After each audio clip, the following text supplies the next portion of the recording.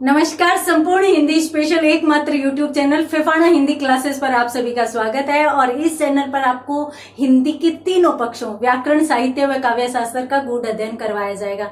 तो बढ़ते हैं आज की क्लास की तरफ। बच्चे के मनोविज्ञान को समझना बहुत मुश्किल है और अभी तक अपन आशुतोष की मन स्थिति को समझ नहीं पाए हैं। लगभग कहानी के एंड में अपन आ चुके हैं। तो आगे क्या होता है, इस कहानी के लेखक कौन है? जैनेन्द्र कुमार। अब जैनेन्द्र कुमार इतने उत्कृष्ट लेखक है कि अभी तक अपन भी अंदाजा नहीं लगा पा रहे हैं कि कहानी में आगे क्या होने वाला है। तो यहाँ पर इनके द्वारा रचित कहानी पाजेब अपन पढ़ रहे थे। और पाजेब कहानी में अपन कहाँ पर आ गए थे? दूसरी बार आशुतोष जो लेखक का बेटा है उसको कोठरी में बंद किया गया। और इसके साथ साथ कोठरी में बंद करने के बाद लेखक जो है वो अपने भाई कौन? प्रकाश को पतंग वाले के पास भेजता है पाजेब लाने के लिए। लेकिन वहां पर प्रकाश को निराशा हाथ लगती है और वहां पर उसे पाजेब नहीं मिलती। जब वो आकर अपने भाई से कहता है तो भाई उल्टा गुस्सा उसी पर निकालता है, तुम किसी काम के लायक हो ही नहीं। जब अपन चिड़चिड़े होते हैं, गुस्से में होते हैं तो कुछ भी बोल जाते हैं। इसीलिए तो कहते हैं क्रोध नहीं करना चाहिए, आप भी मत किया करो। तो यहाँ पर है वो लेखक अपने भाई प्रकाश को भेजता है परंतु कोई भी फायदा नहीं होता। थोड़ी देर बाद लेखक कोठरी खोलता है तो वहां पर आशुतोष को सोता हुआ देखकर लेखक के हृदय में करुणा उमड़ती है। परंतु फिर भी वो उसे जैसे उठाता है तो उसे पहले तो कोई दृश्य याद नहीं होता और जैसे ही उसे याद आता है वैसे ही उसके चेहरे पर फिर से उदासी छा जाती है। लेखक अनेक बार आशुतोष से पूछताछ कर चुका है। लेखक ने ये भी कह दिया कि भाई पैसे तुम्हारे पास, क्योंकि अब बात आ चुकी है ना कि 11 आने में पाजेब बेची थी जिसमें से 5 आने मिल चुके। तो लेखक ये भी पूछता है कि भाई वो 5 आने कहाँ है? आशुतोष के पास नहीं है तो चुन्नू के पास है। चुन्नू के पास है तो लेकर आओ, उसके पास नहीं हुए तो देगा कहां से? अरे भाई तो गए कहाँ? खर्च कर दिए क्या? बताओ तो सही, हुआ क्या उन पैसों का? परंतु यहाँ पर आशुतोष कोई जवाब नहीं देता तो लेखक की चिड़चिड़ापन बढ़ता ही बढ़ता जाता है। आशुतोष से यूं पूछता है कि भाई तुम्हारे पास नहीं है, चुन्नू के पास नहीं है, पतंग वाले के पास नहीं है, तो कहाँ गाड़ कर आए हो ये तो बता दो। और इस तरीके से लेखक का गुस्सा बढ़ता जाता है और अब कोठरी में से निकालकर भी उससे पूछता है कि क्यों बेटा। उसे लाता है बाहर और उसे प्यार से समझाता है, बैठाकर कहता है कि बेटा ऐसा नहीं करते, अपने घर की चीजें इसी प्रकार से किसी को नहीं दी जाती, तो तुम ऐसा करो कि तुम जाओ। अब लेखक है वो आशुतोष को बाहर ले आता है और फिर प्रकाश को बुलाता है कि जाओ और इसे लेकर पतंग वाले के पास जाओ। अब प्रकाश आ जाता है। प्रकाश जो है वो आशुतोष को लेकर चलने लगता है परंतु आशुतोष प्रतिकार करने लगता है, अर्थात ये जाना नहीं चाहता। और इसी समय क्या होता है कि लेखक की बहन यानी आशु की बुआ आ जाती हैं। और जैसे ही आशुतोष की बुआ आती है, आशुतोष अपनी बुआ को देखकर प्रसन्न होता है और फिर वो अपने बुआ के पास रहना चाहता है, बुआ के पास बैठना चाहता है। परंतु लेखक यूं कहता है कि तुम लोग जाओ और प्रकाश इसको लेकर जाओ। आशुतोष प्रतिकार कर रहा था, जाना नहीं चाह रहा था, मतलब पैर पटक रहा था, वो जाना नहीं चाह रहा था। वो अपने आप को मजबूत बना रहा था ताकि प्रकाश उसे घसीट कर भी नहीं ले जा सके। तो यहाँ पर लेखक यूं कहता है कि जाओ बंसी को भी ले जाओ ताकि दोनों इस बच्चे को पकड़कर आराम से ले जा सके। एक से तो हो सकता है छुड़वा भी ले। तो लेखक यहाँ पर कहता है कि बंसी को भी ले लो और दोनों साथ में जाओ। बुआ पूछती है कि क्या, कहाँ भेज रहा है इसको, क्या कर रहा है, क्यों परेशान कर रहा है बच्चे को, क्या हो गया, क्या बात है? लेखक यहाँ पर कुछ बात नहीं बताता और बुआ को यूं कहता है कि नहीं बस कुछ भी नहीं, ऐसे ही कोई बात है। और यहाँ यूं कहता है कि तुम लोग जाओ। अब प्रकाश और बंसी दोनों जबरदस्ती आशु को वहां से लेकर जाते हैं। जैसे ही आशुतोष, प्रकाश और बंसी दोनों चले जाते हैं तो लेखक बुआ यानी अपनी बहन के साथ इधर उधर की बातें करने लगता है। इधर उधर की बातें क्यों करने लगता है? ताकि इधर उधर की बातें इसलिए करता है ताकि उनको इस बात के बारे में, इस घटना के बारे में किसी भी प्रकार की कोई भनक नहीं लगे। तो पहले तो लेखक इस प्रकार की बातें करता है कि भी राजनीति जो है वो देश की ही नहीं मोहल्ले की भी होती है, मोहल्ले की भी होती है। लेखक बातें करता है, इधर उधर की बातें करता है, तो वो अपनी बहन को बताता है कि भी राजनीति देश में ही नहीं मोहल्ले में भी होती है, और मोहल्ले में इस राजनीति का पूरा जिम्मा महिलाओं पर होता है, स्त्रियों पर होता है ना, महिलाओं पर होता है, पूरा जिम्मा महिलाओं पर होता है। अब महिलाएं ही इस राजनीति को, मोहल्ले की राजनीति को अनेक प्रकार के अलग अलग रंग देती है। तो इस प्रकार से लेखक बात जो है वो घुमाने का प्रयास कर रहा है।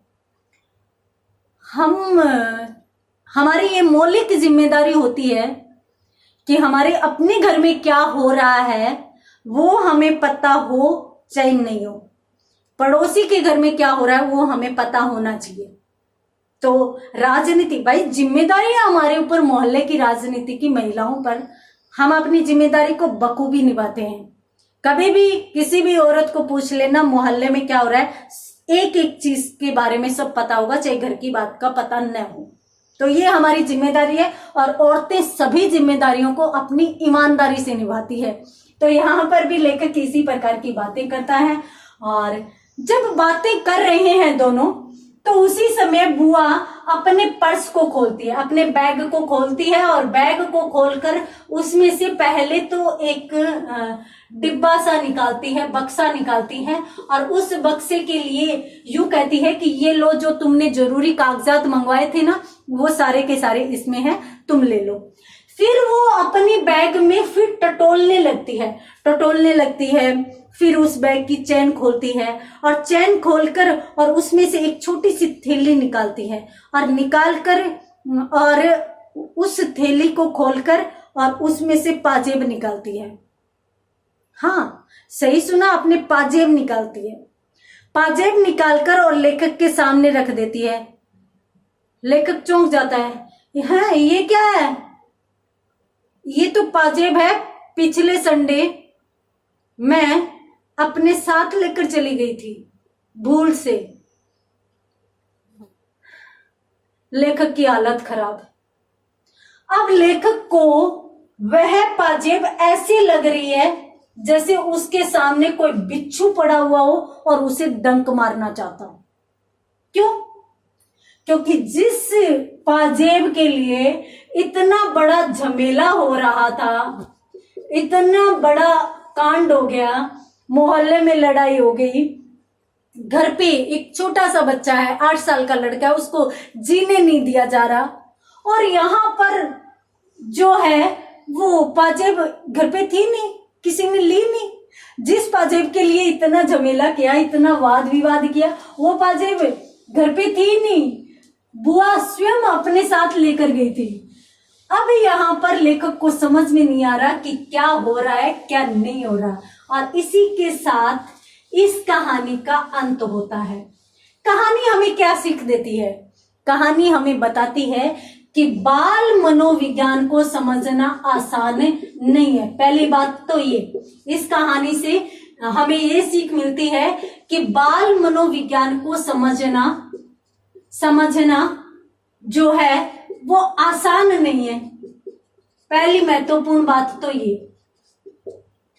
दूसरी महत्वपूर्ण बात ये है कि बड़े लोग अपने सिद्धांतों के आधार पर, अपने सिद्धांतों के आधार पर बालक संबंधी समस्याओं का हल नहीं कर सकते। और यहां पर कहा है कि बड़े लोग अपने सिद्धांतों के आधार पर बालक संबंधी समस्याओं का समाधान नहीं कर सकते। ये दो महत्वपूर्ण चीजें हैं जो इस कहानी से हमें सीख मिलती है या हमें शिक्षा मिलती है। अब यदि अपन इस बात को समझें तो देखिए, सबसे पहले जब लेखक ने आशुतोष से बात की थी तो उस समय इन्होंने यूं कहा था, उन्होंने यूं समझा था कि अपराध वृत्ति के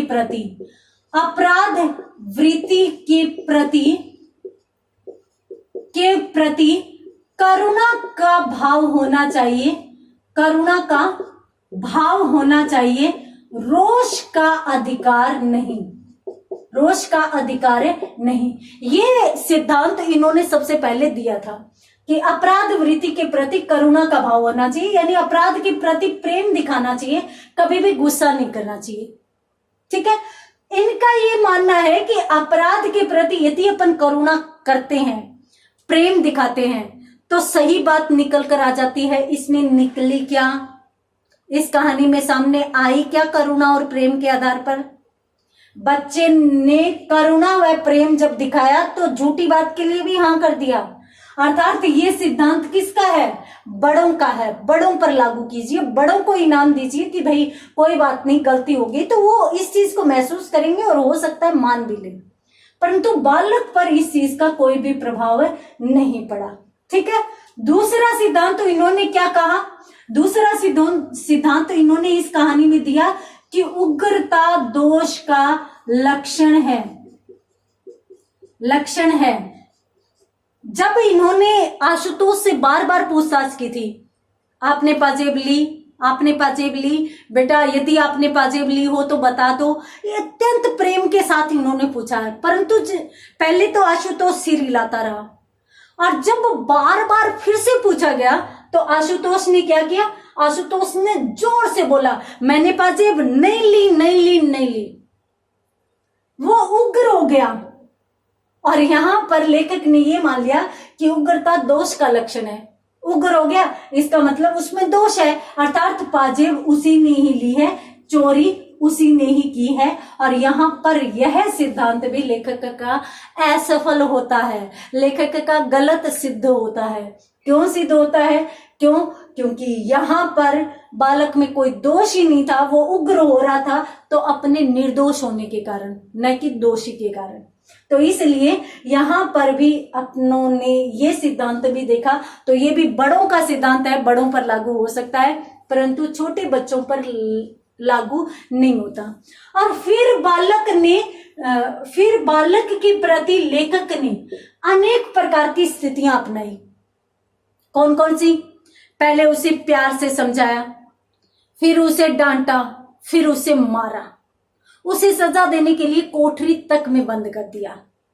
यानी लेखक ये मानता है कि प्रेम, साम दाम दंड भेद वाली नीति है ना, तो उसी में पहले वह प्रेम से समझाता है, फिर डांट कर समझाता है, फिर मारता भी है, मारकर भी समझाता है, सजा भी देता है, कोठरी में बंद भी कर देता है, परंतु परिणाम 0। हम किसी से प्रेम से काम निकलवाना चाहते हैं, नहीं निकलता तो थोड़ा गुस्सा होते हैं, फिर भी नहीं निकलता तो उसके प्रति जो अपन व्यवहार अपनाते हैं वो जोश आजमाइश का या जोर आजमाइश का व्यवहार अपन अपनाते हैं। और यदि कोई बड़ा व्यक्ति है तो वो फिर यहाँ पर मान भी जाता है, संभल भी जाता है। परंतु बाल मनोविज्ञान को समझना आसान नहीं है, और यहाँ पर लेखक का यह सिद्धांत भी धरा का धरा रह जाता है, गलत साबित हो जाता है। तो यहाँ पर इस कहानी से हमें यही शिक्षा मिलती है कि भी बाल मनोविज्ञान को समझना आसान नहीं है, और बड़े अपने सिद्धांतों के आधार पर बालकों की समस्या का समाधान बिल्कुल नहीं कर सकते। तो इसलिए हमें यह समझना चाहिए कि बच्चे अलग है, हम अलग है। बच्चों को समझने के लिए एक बार बच्चा बनकर देखिए, बड़ों के सिद्धांत उन पर लागू मत कीजिए। यहाँ पर जैनेंद्र कुमार ने हर प्रकार का सिद्धांत लागू किया, परंतु वो असफल रहे। हम भी यही करते हैं, हम यही समाज में देखते हैं। बड़े जो सोचते हैं वो ही बच्चों पर लागू करना चाहते हैं, परंतु ये गलत है। और इसीलिए जैनेंद्र कुमार को मनोविज्ञान का या फिर हिंदी में मनोविज्ञान को लाने के लिए उनको जनक माना जाता है, उनका अत्यंत महत्वपूर्ण योगदान माना जाता है। और साहित्य के क्षेत्र में इतनी बड़ी देन, ताकि अपन भी बच्चों को समझ सके, इसके लिए वह सदैव ऋणी भी रहेगा। तो ये थे हमारे जैनेंद्र कुमार और इनके द्वारा रचित कहानी पाजेब। उम्मीद करती हूँ कि ये कहानी आपको बहुत पसंद आई होगी। अगली क्लास में मिलते हैं अगले लेखक अगली कहानी के साथ। तब तक के लिए धन्यवाद।